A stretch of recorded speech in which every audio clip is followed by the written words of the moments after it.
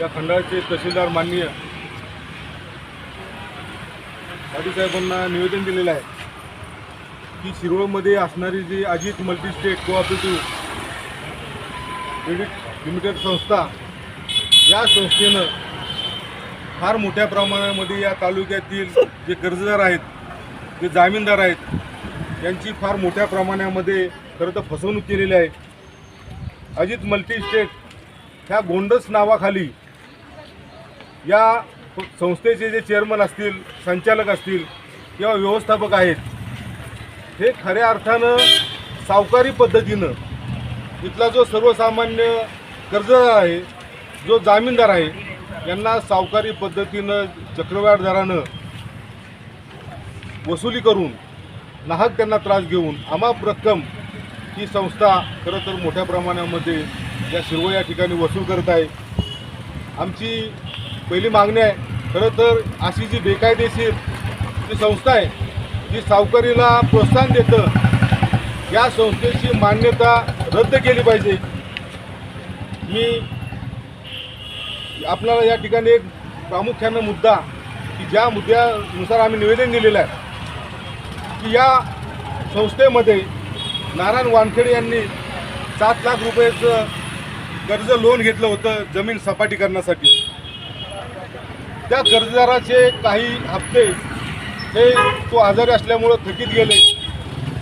उद्योगधंद्यामध्ये सुद्धा कोविडच्या कालावधीमध्ये तो उद्योगधंदासुद्धा ठप्प झाला आणि तो काही हप्ते भरू न शकल्यामुळे त्यांना जे जामीनदार होते हे या ठिकाणी आपण पाहतो, हे जालिंदर चव्हाण हे त्यांचे जामीनदार आहेत. या बिचाराने एस टी महामंडळामध्ये आपलं अख्खं आयुष्य ड्रायव्हर म्हणून नोकरी केली आणि या बिचाऱ्याला जो म्हातारपणामध्ये त्याचा जो जगण्याचा आधार आहे, जो प्रॉव्हिडंट फंडाची जी 6,25,000 रुपयाची रक्कम होती, ती आयुष्यभर कष्ट केल्यानंतर त्यांच्या ते खात्यावर जमा झालेली, या प्रॉव्हिडंट फंडाची पूर्ण रक्कम त्या अजित मल्टीस्टेटनं परस्पर त्यांच्या कर्ज खात्यावर ओढली. या ठिकाणी मी आवर्जून सांगेन की अजित मल्टीस्टेटनं जे दिलेले जे कर्ज आहे हे पूर्णपणे चुकीचं आहे. वर्ग 2ची महारवतनाची असणारी जमीन ही तारण घेऊन त्यांनी त्या ठिकाणी 7 लाखाचं कर्ज वाटप केलं. मात्र हे कर्ज वाटप करत असताना पूर्ण या कर्जाची मुदत 7 वर्ष होती. मात्र 17 महिन्यातच त्या गरीब बिचाऱ्या जामीनदाराच्या प्रॉव्हिडंट फंडाचे 6,25,000 जेवढा फंड जमा झाला, ती पूर्ण रक्कम परस्पर त्या कर्जामध्ये त्यांनी ओढून घेतली. मात्र तेव्हासुद्धा हा जो कर्जदार आहे, त्या कर्जदाराने बँकेला विनंती केली की तेव्हा 1,08,000 दरम्यानची काय रक्कम होती, त्याच्यामध्ये या कर्जदाराचा जो शेअर्स होता जो 70,000 ते 75,000 रुपये होता. या बिचाऱ्यांनी विनंती केली की आमचा जो शेअर्सची रक्कम जी आहे 70,000-75,000 रुपये ती आपण जमा करून घ्यावी खात्यावर आणि उरलेले जे 30,000-32,000 रुपये असतील ते आम्ही जमा करतो आणि आम्हाला या कर्जातून मुक्त करावे. तरीही बँकेनं, या संस्थेनं त्यांनी ही जी लूट आहे ही लूट कायम ठेवली. या बिचाऱ्यांचा अजिबात त्यांनी दाद दिला नाही, त्यांना कुठल्याही पद्धतीचं त्या ठिकाणी सहकार्य केलं नाही.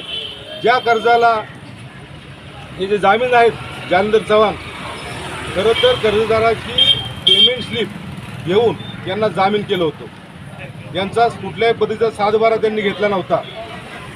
मग मला एक सांगा की हा जो जामीनदार आहे, हे जे जामीनदार आहेत, या जामीनदाराची जेव्हा ते जामीन झाले त्यानंतर फक्त 10च महिन्यांची सर्व्हिस शिल्लक होती.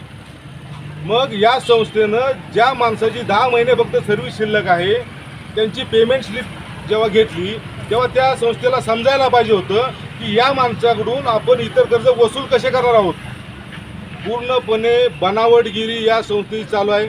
या तालुक्यामध्ये सर्वसामान्य लोकांना जगणं असह्य केलेलं आहे.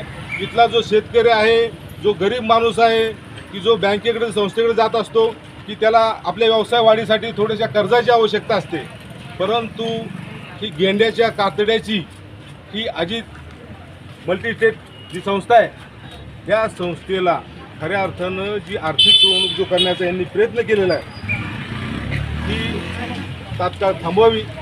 दुसरे जामीनदार आमचे सत्यवान जाधव, ते सुद्धा एका प्रायव्हेट कंपनीमध्ये आहेत. त्याही विचारायचे जवळजवळ मला वाटतं 45,000 रुपये त्याला सूचना न देता ते 45,000 रुपये त्यांनी त्या खात्यामध्ये ओढलेले आहेत. या ठिकाणी आमचा कर्जदार म्हणतोय, या ठिकाणी हा नारायण वानखेडे हा कर्जदार स्वतः म्हणतोय, बँकेला विनंती करतोय की मी जे तारण माझं घेतलेलं आहे, मी जे 7 लाख रुपये कर्ज दिलेलं आहे, त्या 7 लाख तुम्ही मला माझं तोंड बघून कर्ज दिलं नाही, तर माझा 7/12 घेऊन तुम्ही त्या 7/12वर बोजा चढवून ते कर्ज दिलेलं आहे. त्या कर्जदाराने त्या बँकेला अनेक वेळा विनंती केली की मला जे जामीनदार झालेले आहेत त्यांना तुम्ही नाहक त्रास देऊ नका, तुम्ही माझी जमीन विका. एवढं सांगताना सुद्धा मग ही बँक, ज्या बँकेनं चुकीच्या पद्धतीनं कर्ज वाटप केल्यामुळे मुदत 7 वर्षाची असताना 17 महिन्यामध्ये कोणत्या अधिकाराखाली या संस्थेनं कर्ज वसूल केलं. आमची या ठिकाणी तहसीलदार साहेबांना आम्ही विनंती केलेली आहे की या बँकेचे जे लुटारू चेअरमन असतील, संचालक असतील किंवा त्यांचे व्यवस्थापक असतील, या लुटारूंवर फौजदारी गुन्हा दाखल व्हावा.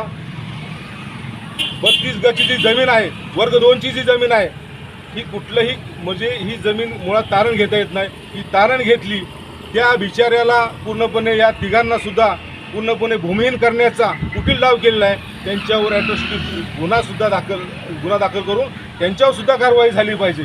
आणि ही जर कारवाई येत्या काही दिवसामध्ये 28 तारखेपर्यंत झाली नाही तर मात्र कर्जदार असतील, जामीनदार असतील, त्याबरोबर आमची उद्धव बाळासाहेब ठाकरे शिवसेना या पक्षाच्या